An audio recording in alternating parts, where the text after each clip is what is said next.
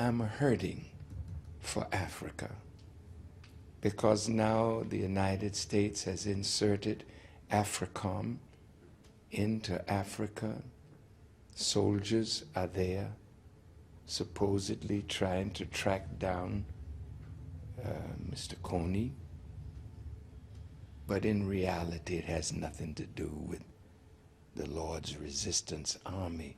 It has everything to do with the mineral strength in Central Africa, that America will never be a superpower in the 21st century if she doesn't have access to those strategic metals and minerals.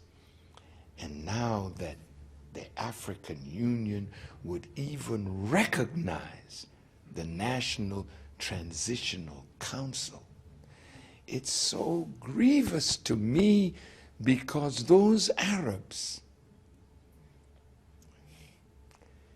that hated Gaddafi because Gaddafi spent treasure of Libyan oil for African development. So when he invited Africans to come into Libya, he wanted even the marriage of black Africa with Arab Africa, because he said in his green book, you know, the future belonged to the black man, that we would ultimately prevail in the world.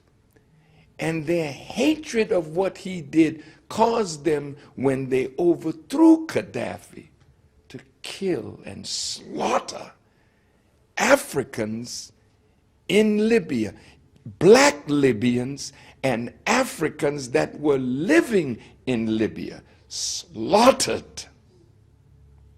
And I could not for the life of me understand how the African Union would recognize them without some kind of reparation for the destruction of black African life. Weak leadership,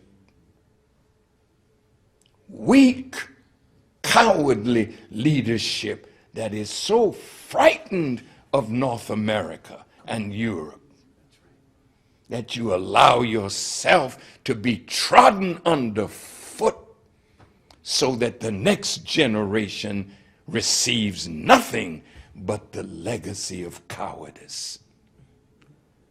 So yes, I would like to add the Nation of Islam to Africa's development, but right now, poor Africa has to get her head in the right direction.